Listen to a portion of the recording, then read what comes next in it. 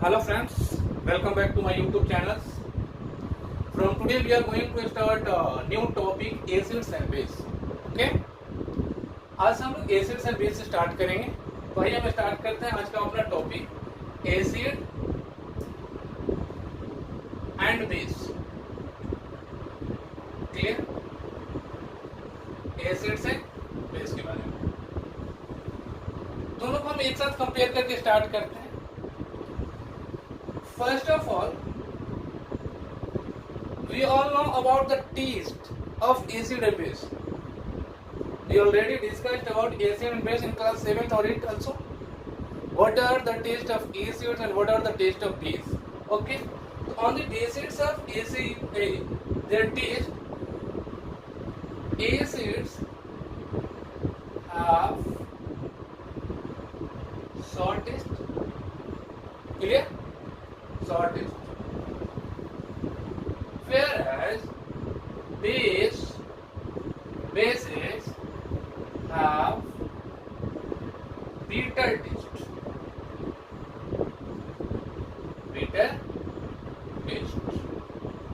Clear? Now second one, on the basis of indicator, by using an indicator like a litmus paper, we also identify the nature of acid and base. When blue litmus, यानी कि जब blue litmus को use करेंगे acid में, जब blue litmus को deep करेंगे acid में, blue litmus turn into red, whereas in case of base, when red litmus dip into base, it turns into blue. इस बात को समझेंगे. अगर हमारे पास रेड लिटमस लाइक दैट, ठीक है, और उसको अगर हम बेस में डिप करेंगे तो उसका कलर चेंज हो जाएगा, ब्लू होगा. That means red to blue change होगा. But in case of acid, अगर रेड लिटमस को डीप करें और ये हम करें कि ब्लू हो जाए, नहीं. When red litmus paper dipped into acid, then there is no change in color. अगर रेड लिटमस को एसिड में डीप करेंगे उसका कलर ब्लू नहीं होगा. रेड टू ब्लू तभी होगा जब रेड लिटमस को हम वैसे केमिकल में डीप करें जिसका नेचर क्या हो, बेस हो. ठीक है भाई. इसका पॉजिटिव देख सकते हैं. Blue litmus turn red, blue turns to red in case of acid. But in case of base, blue को अगर हम चाहे कि रेड हो जाए, गलत नहीं होगा. तो जैसे कि रेड लिटमस का कलर ब्लू चेंज नहीं होगा एसिड में, वैसे ही ब्लू कलर जो लिटमस होगा वो रेड नहीं होगा जब बेस में. तो ये तो हम क्लास 7 में ही ऑलरेडी डिस्कस किए हुए हैं. So now next one is acid and base के बारे में हम क्या समझेंगे. If H plus ions in aqueous solution, aqueous solution में ये H plus ion रिलीज करेगा, whereas hydroxide ions in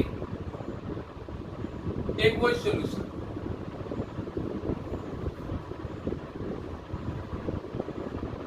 ठीक है. बेस जो होगा हाइड्रोक्साइड आयन रिलीज करेगा aqueous solution में, जबकि एसिड जो होगा वो H plus आयन रिलीज करेगा.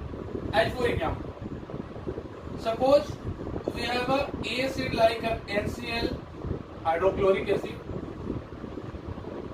H2SO4 sulfuric acid, HNO3 nitric acid, H3PO4 phosphoric acid, H2CO3 carbonic acid. हमने ये 5 एग्जांपल है जो एग्जाम पॉइंट ऑफ व्यू से मोस्ट इंपॉर्टेंट है, बार बार रिपीट करेगा. वहीं अगर हम बेस की बात करें, sodium hydroxide, potassium hydroxide, magnesium hydroxide, T calcium hydroxide, और भी बहुत कुछ ले सकते हैं किसी भी मेटल का हाइड्रोक्साइड। अब चलते हैं, अगर इसको हम वाटर में डिप करते हैं, यानी कि NaCl को वाटर में डालेंगे, यानी कि कोई सॉल्यूशन उसका बनाएंगे, देखिए H+ आया, H+ निकलेंगे, H+,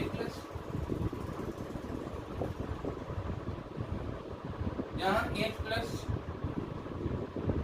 NO3-, H+, PO4, like that, ठीक है। यानी कि एसिड जो भी होगा वो H+ आयन रिलीज करेगा कब? जब उसको एक्वस सॉल्यूशन में डाला जाएगा तब। वहीं अगर बेस की हम बात करें, अगर बेस को एक्वस सॉल्यूशन में यूज करेंगे, ऐड करेंगे, गिव्स हाइड्रोक्साइड आयन। व्हाट? कौन सा आयन? Hydroxide ion. कौन सा आयन? Hydroxide ion. क्लियर? क्योंकि हर एक केमिकल्स को ये टेस्ट करके बताएं, क्योंकि जनरली देखिए, अब इसमें HCl, H2SO4, HNO3, hydrochloric acid, sulphuric acid and nitric acid considered as a strong acid. Strong acids हैं, अगर उनका यूज इस मेथड से यूज करें, टेस्ट करें कि वो एसिड्स है कि बेस है, तो ये इतना ज्यादा स्ट्रॉन्ग है कि अगर उसके टेस्ट के चक्कर में, अगर जो टेस्ट बर्ड्स हमारे टंग्स के ऊपर हैं, फिर वो नेक्स्ट टाइम से वो टेस्ट बर्ड्स यूजलेस हो जाएंगे, वो इवन दो फूड आइटम्स का भी टेस्ट करने लायक नहीं होगा। So each and every chemicals can not be identify by using a testing methods. Testing method का यूज करके हम किसी भी केमिकल्स को आइडेंटिफाई करना सही नहीं है। सो उसके लिए कुछ हमें केमिकल्स रिएक्शंस प्रॉपर्टी वगैरह मालूम होने चाहिए, तो ये हम कर सकते हैं। अगर उसको हम इक्वल सॉल्यूशंस में ऐड करेंगे तो वो हाइड्रोजन आयन यानी कि H+ आयन रिलीज करेगा, अगर वो बेस है तो वो हाइड्रोक्साइड आयन रिलीज करेगा। आई बात समझ में? अब यहाँ एक बात और हो, अगर हम ये मान रहे हैं कि HCl, H2SO4 और HNO3 यानी कि sulphuric acid, hydrochloric acid and nitric acid को हम स्ट्रॉन्ग मानते हैं, कैसे हम माने कि ये स्ट्रॉन्ग है? ये दोनों स्ट्रॉन्ग क्यों नहीं है? तो हाइड्रोजन आयन रिलीज कर रहे हैं। तो यहां पर कंडीशन से ये है, अब acid which give a more H+ ion in their aqueous solutions, वैसे एसिड जो मैक्सिमम H+ आयन रिलीज करते हैं अपने एक्वस सॉल्यूशन में, वो स्ट्रॉन्ग एसिड्स होते हैं। क्लियर?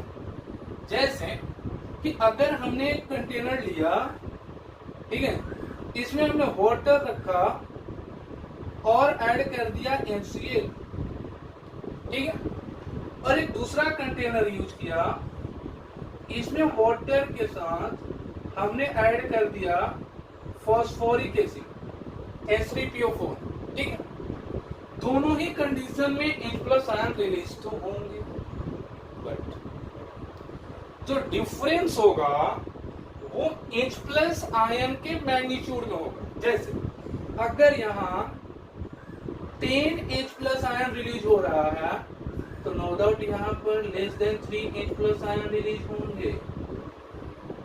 हम ये एग्जैक्ट नहीं कर सकते हैं कि H2O को में अगर HCl ऐड करेंगे तो वो 10 H+ आयन ही रिलीज करेंगे, बट मेरा कहना ये है कि HCl gives a more H+ ion in compared to phosphoric acid।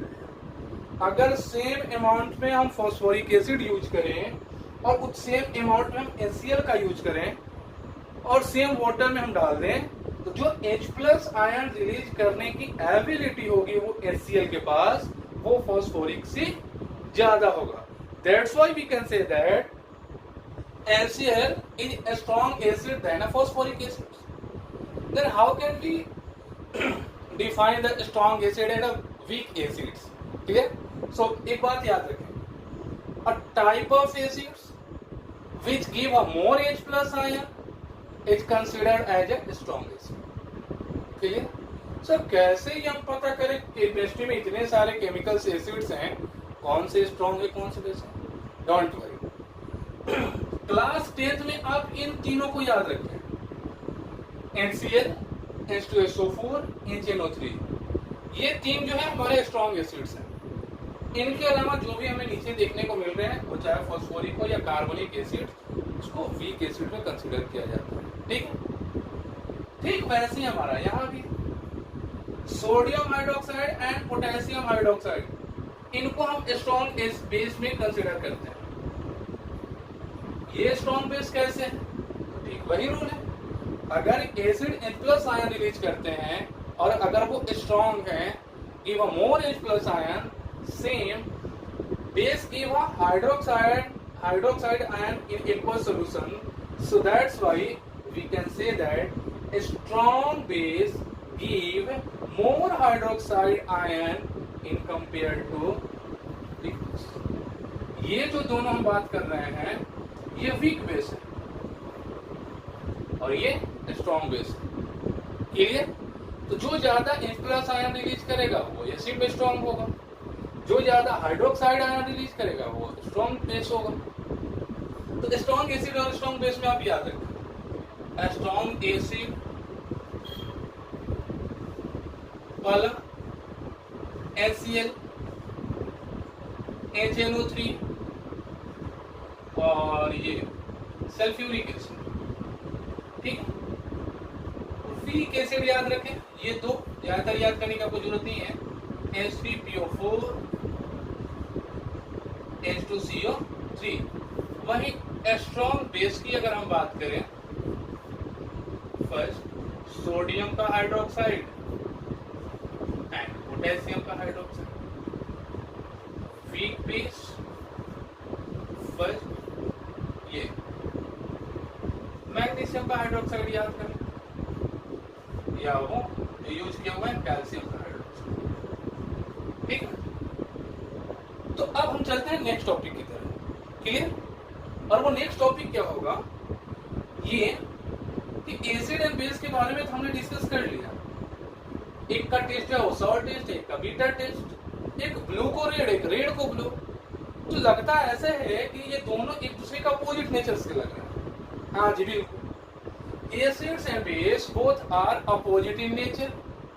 Opposite nature कहने का मतलब ये है कि अगर एसिड को हम पॉजिटिव कंसीडर करें तो बेस एक तरीके से निगेटिव। एक को अगर पॉजिटिव नंबर माने तो दूसरा निगेटिव नंबर होगा। इसका क्या मतलब है? इसका मतलब ये है कि जैसे मैथ में हम लोग क्या करते हैं, पॉजिटिव एंड निगेटिव नंबर को हम मिलाते हैं तो रिजल्ट क्या मिलता है? नथिंग, कुछ नहीं, जीरो मिलता है। तो वैसे ही यहाँ पे होता है कि एसिड प्लस बेस को अगर मिलाएंगे तो हमें कुछ नहीं मिलेगा। अब जो कुछ नहीं मिलेगा तो क्या मिलेगा? कुछ ना कुछ तो बनेगा ना। अब वो जो बनेगा उसको हम कहेंगे सॉल्ट, एंड उसके साथ मिलेगा। ठीक है, तो जैसे इस +10 और -10 जीरो यानी कि न्यूट्रल हुआ, वैसे ही जब एसिड और बेस एक साथ रिएक्ट करें तो सॉल्ट एंड वाटर का फॉर्मेशन होगा, जिसको कहेंगे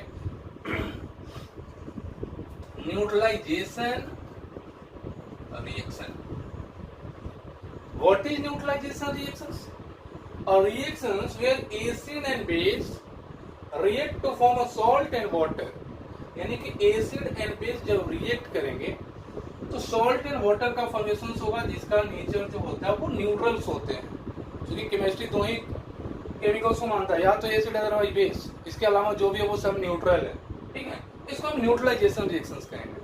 बट ये भी हम बात जानते हैं कि ये जीरो करने के लिए दोनों का स्ट्रेंथ सेम होना चाहिए। अगर पॉजिटिव नंबर का वैल्यू ज्यादा और निगेटिव कम हो तो नो डाउट जो रिजल्ट आएगा वो पॉजिटिव में आ जाएगा। या अगर पॉजिटिव का वैल्यू कम है और नेगेटिव का वैल्यू ज्यादा है तो रिजल्ट हमें नेगेटिव में है। तो हम पॉजिटिव को क्या माने, पॉजिटिव को माने कि वो एसिड है, नेगेटिव को माने कि बेस है। तो अगर एसिड का स्ट्रेंथ ज्यादा हो किससे, माइनस यानी कि बेस से, तो जो सॉल्ट बनेगा वो किसका सॉल्ट होगा, एसिड का होगा। यानी कि एसिड अगर स्ट्रांग हो उस कंडीशन में सॉल्ट तो बनेगा, लेकिन उस सॉल्ट के अंदर में जो थोड़ा बहुत नेचर आएगा वो एसिडिक नेचर का सॉल्ट होगा। वैसे ही बेस में अगर बेस का स्ट्रेंथ ज्यादा हो, ठीक है, यानी कि बेस हमारा स्ट्रांग हो किससे, एसिड से, तो जो सॉल्ट का फॉर्मेशन होगा उसके अंदर जो नेचर होगा वो बेस का होगा। आइए समझते हैं।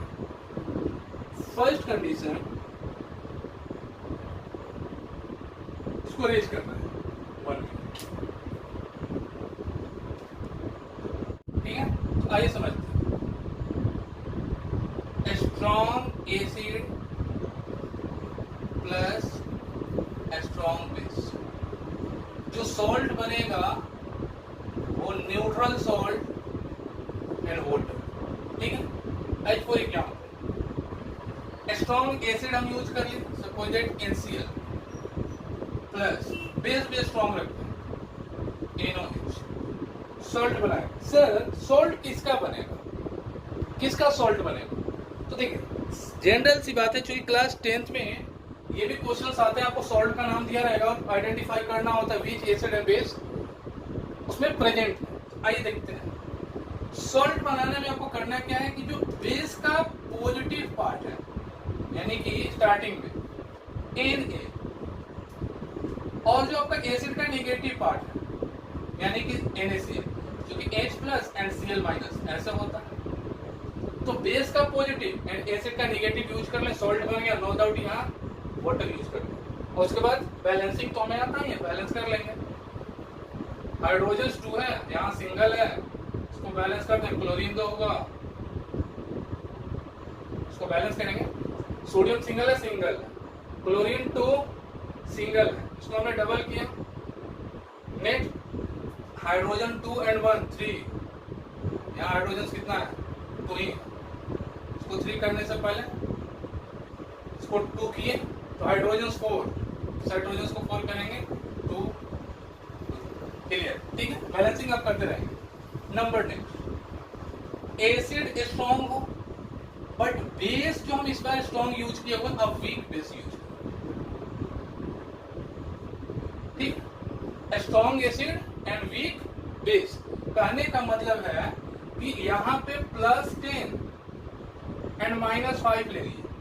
अब इसका वैल्यू जो आएगा नो डाउट वो पॉजिटिव में आएगा, यानी कि जो सॉल्ट बनेगा वो किसका होगा, एसिड का।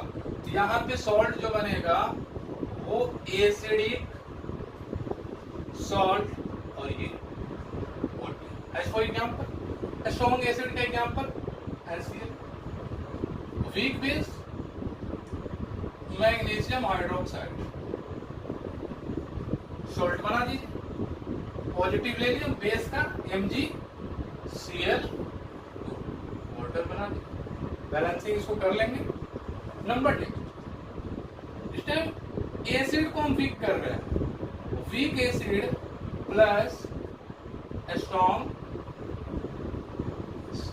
अब देखिए ये वैल्यू हमारा जो है पॉजिटिव और नेगेटिव को हम ज्यादा कर दिए, अब यहाँ रिजल्ट जो बनेगा नेगेटिव में आ रहा था, यानी कि यहाँ जो सॉल्ट बनेगा वो किसका होगा, स्ट्रॉन्ग बेस होने की वजह से बेसिक सॉल्ट होगा, बेसिक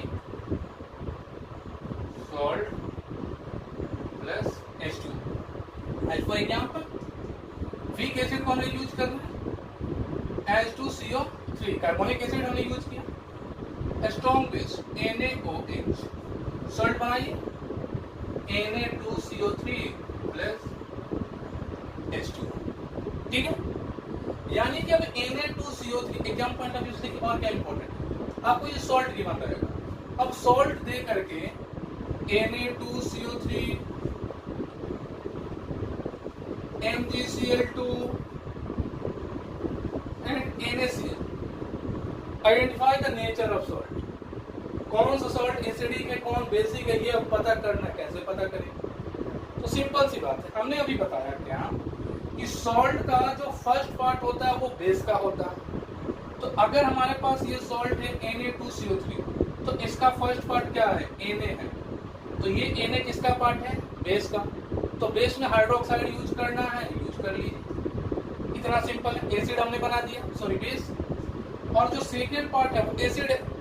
तो एसिड में याद करें कि CO3 कौन से पार्ट में है? CO3H2CO3, तो इसका पार्ट हो गया H2CO3। अभी हम ये नहीं जानते कि इसका नेचर कौन सा है, कौन सा सॉल्ट है। अब देखिए, स्ट्रॉन्ग बेस, वीक एसिड, तो अगर वीक एसिड हो, स्ट्रॉन्ग बेस हो, तो नो डाउट जो सॉल्ट बनेगा वो कौन सा सॉल्ट होगा? Basic salt. कर सकते हैं कि नहीं कर सकते? Number next MgCl2, first part जो है वो बेस है, Mg, हाइड्रोक्साइड यूज करेंगे, मैग्नीशियम की वैलेंसी 2 ये। अब Cl, कौन से एसिड में Cl है? नो डाउट NCl है। Strong acid, weak base, salt जो बनेगा एसिडिक बनेगा, NaCl, NaOH और Cl है तो दोनों स्ट्रॉन्ग, मतलब सॉल्ट जो होगा न्यूट्रल होगा। तो इस तरीके से हम लोग क्या कर सकते हैं? सॉल्ट को आइडेंटिफाई कर सकते हैं कि उसका नेचर क्या है और कौन सा सॉल्ट जो वो एसिडिक है कि बेसिक है, कौन सा न्यूट्रल है। क्लियर? नेक्स्ट वीडियो में हम लोग डिस्कस करेंगे chemical property of acids and okay. So इस तरीके से हम लोग नेक्स्ट वीडियो में इसको कवर करेंगे। तब तक के लिए धन्यवाद, थैंक यू। और हम रिक्वेस्ट करते हैं आपसे कि आप हमें सपोर्ट करें ताकि हम वीडियो जो है वो कंटिन्यू कर सकें और रेगुलर टाइम पे हम आपके लिए वीडियो जो है वो अवेलेबल कर सकें। और ये नहीं, हम और भी वीडियो में कुछ फिजिक्स के भी कंसेप्ट को लेकर के आएंगे। तो अगर आप किसी को भी अगर जिस टॉपिक में अगर प्रॉब्लम है फिजिक्स केमिस्ट्री से रिलेटेड 9th और 10th को लेकर के, तो आप हमें कमेंट बॉक्स में कमेंट कर सकते हैं। और हाँ, हमें सपोर्ट करने के लिए जितना हो सके अपने फ्रेंड्स को शेयर करें, क्योंकि शेयर करने और सब्सक्राइब करने में कुछ ज़्यादा नहीं है, क्योंकि उससे हमें भी मोटिवेशंस मिलेगा और हमें भी कुछ एनर्जी मिलेगा, जिससे कि हम अपना वीडियो जो है फुल एनर्जेटिक होकर के शूट कर सकते हैं। ठीक है, thank you, have a nice day.